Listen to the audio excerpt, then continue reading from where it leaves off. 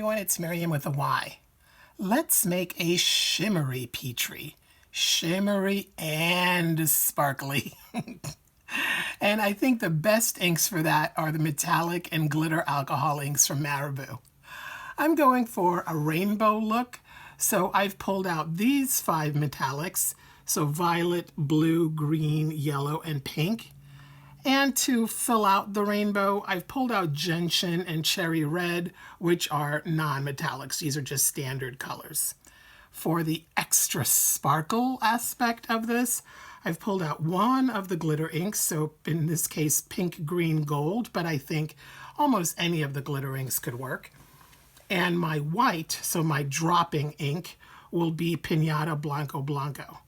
Now, I thin my Blanco Blanco with Claro Extender, and I do it 50-50. But if you don't have Claro Extender, but have a blending solution, that works well too.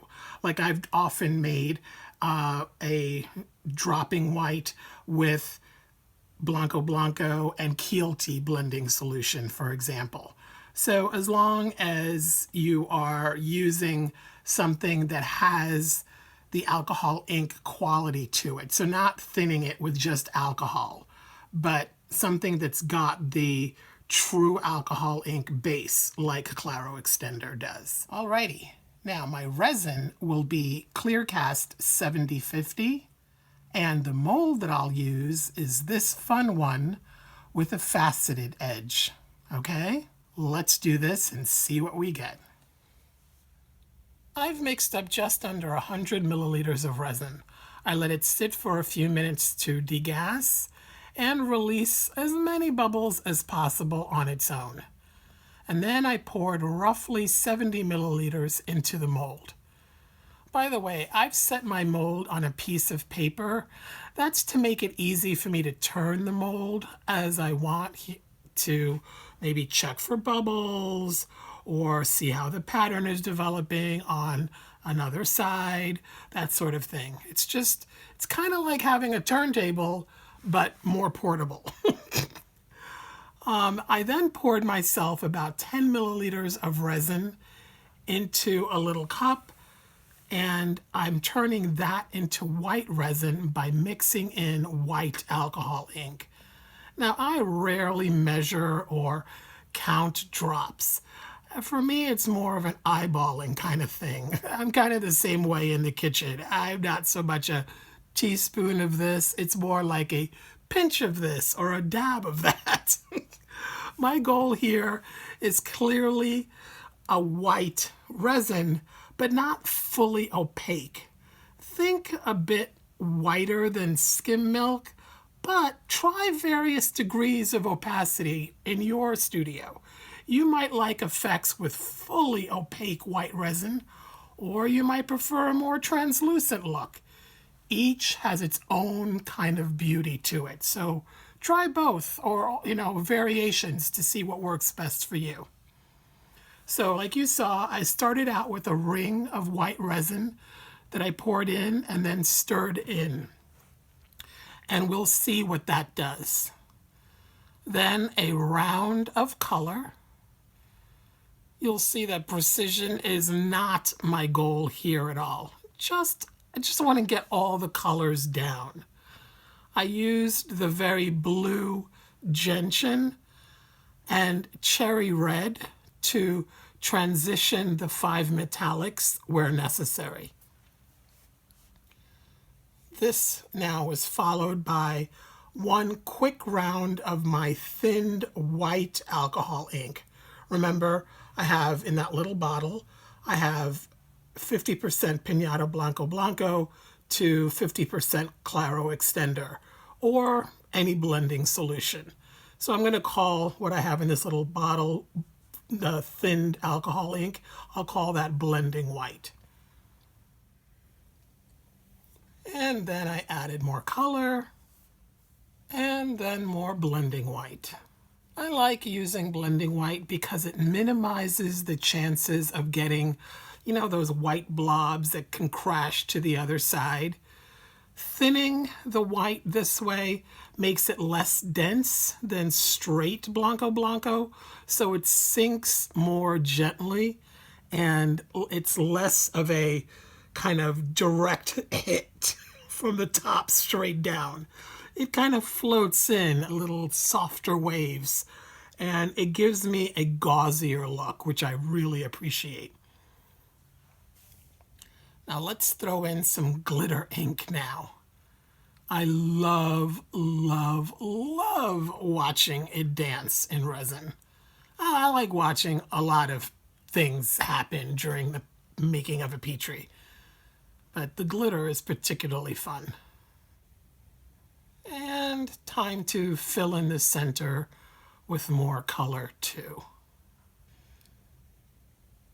There's still quite an open spot in the middle, which to me screams, play with me, play with me. So far be it from me not to oblige. So I start out with some blending white, and I follow that for now with some glitter ink. Once all of that contracts, I spiral in some of the white resin. My thinking is that this sort of white ink going in now, white resin, will sink. It will play in with the resin that's in there, and it will hopefully cause some gauziness. And play, hopefully a little interaction will happen with the colors themselves. Yeah, you know, a lot of things can happen. The metallics behave differently than the standard colors. So I would love to say, oh yeah, this is just going to be like my cloud effect, but the metallics behave differently. So we'll see what we get. Now, when I make Petris, I have a thing for fun peripheries and centers. So to that end, I add more color to both the outer edge and to the middle. Now, I don't know at this point how much glitter ink is going to show through on the other side. It has a tendency to stay on the work side, but I was definitely thinking, let's add more of it because, you know, glitter. While working on this, I became rather determined to have both sides of this particular piece be pretty. Sometimes I really don't care so much what the work side looks like, but on this particular piece, because it's this mold, I kind of like for both sides to be pretty. That way, when I display it, I can periodically turn it, like one day on this side, maybe another couple days on the other side, that sort of thing. So for that, I decided to add some of the leftover clear resin into the white resin that I had left in that little cup. And that gave me a very translucent white. And I thought I could use that to dress up the work side. About half an hour later, with that mix of the more translucent white now, I started drawing very skinny flower patterns along the top. These lines are so thin that I doubt they're going to have any impact on the other side. But what I know they'll do is give the top an almost feathery texture.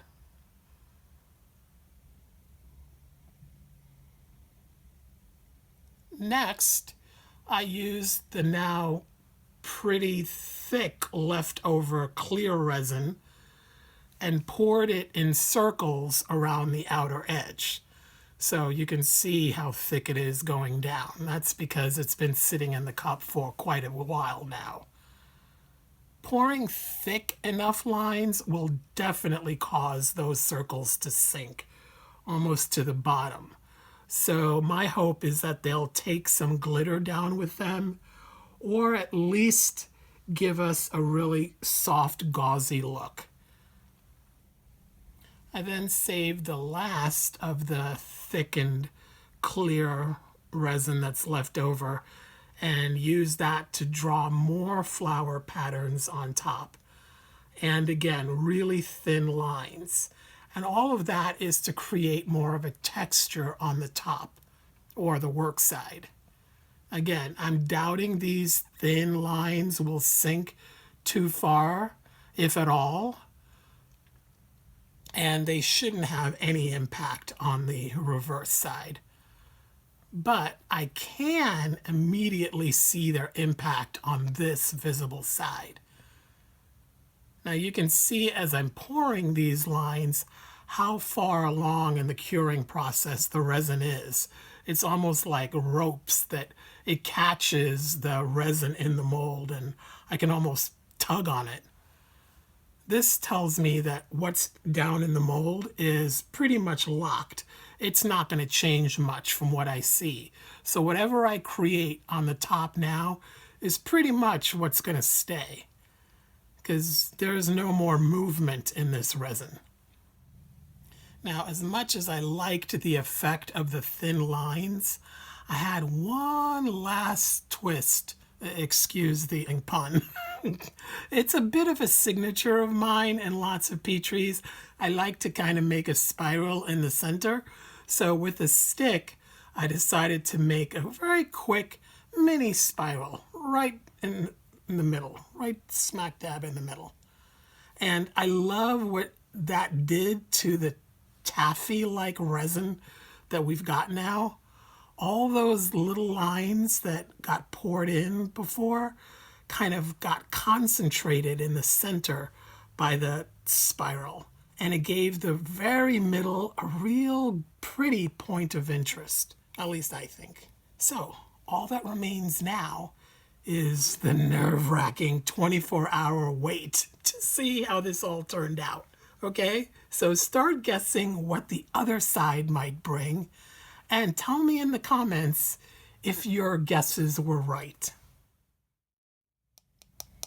It has been 24 hours and I am so ridiculously excited about demolding this piece.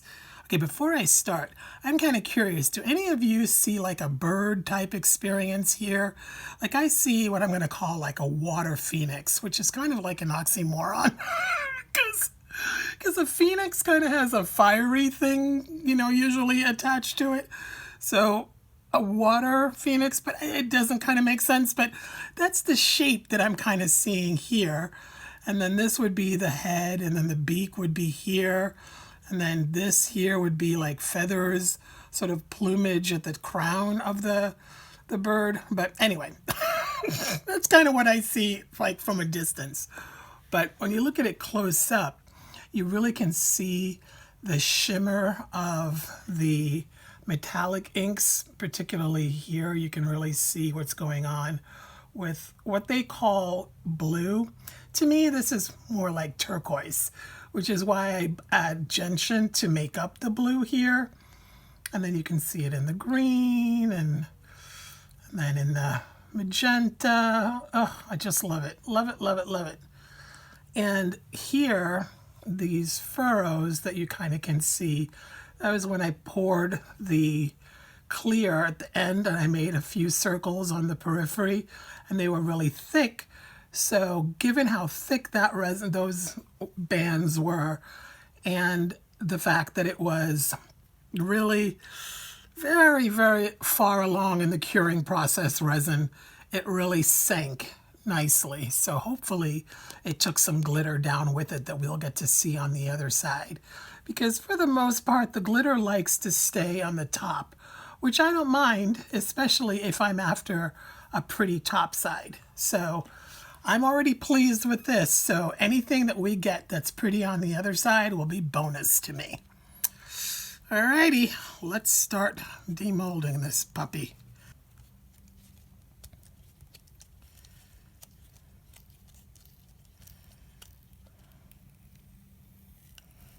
Yikes. Okay. Alrighty, let's see on the periphery. Well, I think this is definitely from pouring that clear at the end that we're seeing that. All this kind of stuff I think is caused by that.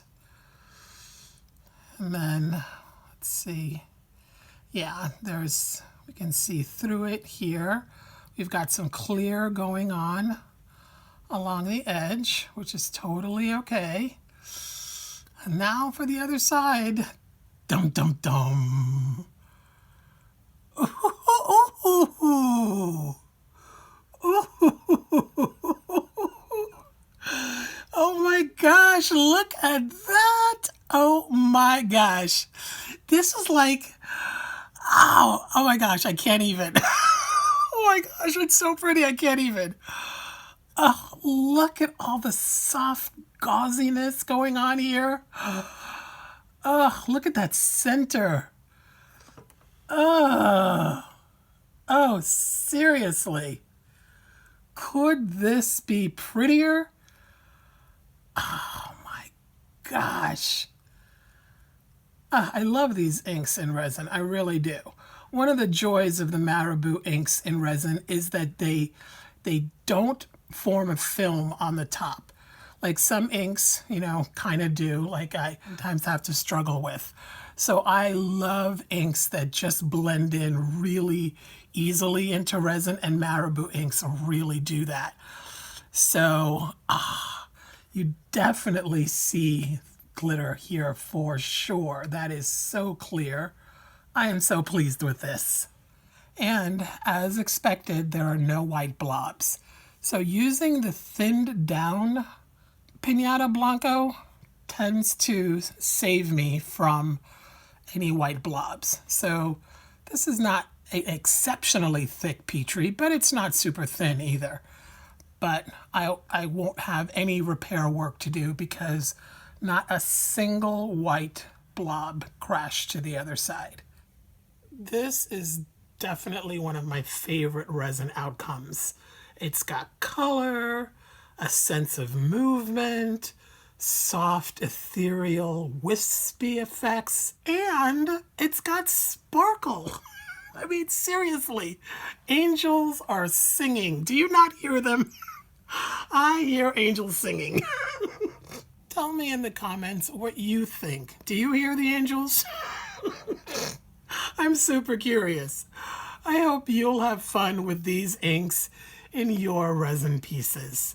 Links for everything I used are in the description box, including really great prices for these inks, the best that you'll find anywhere.